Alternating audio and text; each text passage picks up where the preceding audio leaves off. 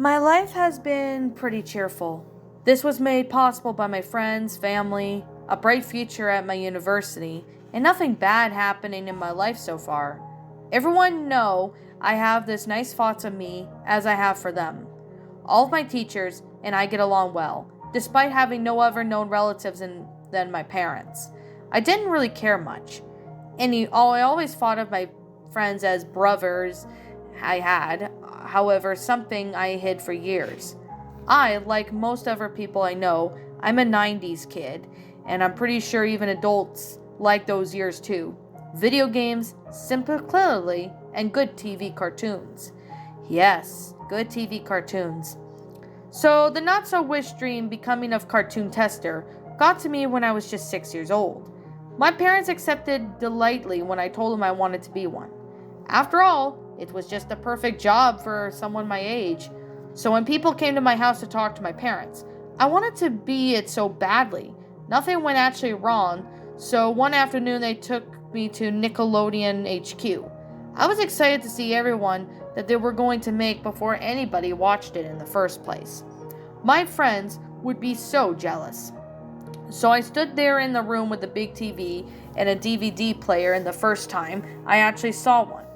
Like five other kids like me, expecting to watch cartoons all day, the room felt somewhat like a living room, probably to make us feel much more comfortable. It had a carpet, chairs, a table, potted plants, and a nice warm red paint on the walls.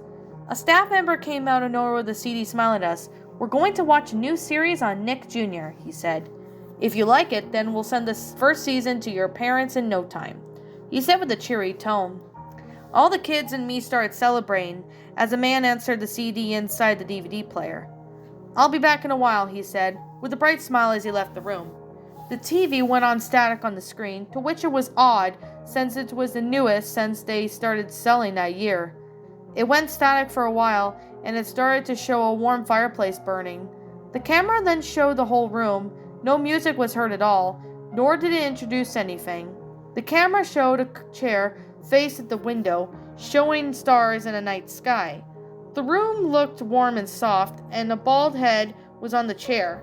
It slowly turned, showing big, creepy eyes, surprisingly realistic mouth. Me and all the other kids were surprised about him and his appearance and waited to see what happened. A robotic, emotionless voice struck on the silence, and the man said, "Oh, I didn't see you there." The camera then turned around, showing a crudely made CGI body that happened to be the man's. He greeted us and said, "Hello, I'm Gregory, and this is my room." The camera then zoomed in on his face. "We were going to have so much fun together. Just the two of us," he pointed at the window. "We can look at the stars together," he said. He held a book. "We can read a book together." The camera went into the perspective of the fireplace, and Gregory said, "We could stare into the glorious flames of the fireplace together." The silence crushed instantly, as all the kids looked confused and looked at each other. We waited for a while as Gregory's face stared from the chair to the fire. His face suddenly reappeared again, and the camera slowly zooming in. "But no matter what we do, it will just be the two of us, and no one else in this room. Just me and you. No parents, no police, no one can hear you." A distorted background music started playing, and his face got closer and closer. Not only that, but his voice in the background itself started to get weird as the transparent flames took over the place. "Embrace me. I need love.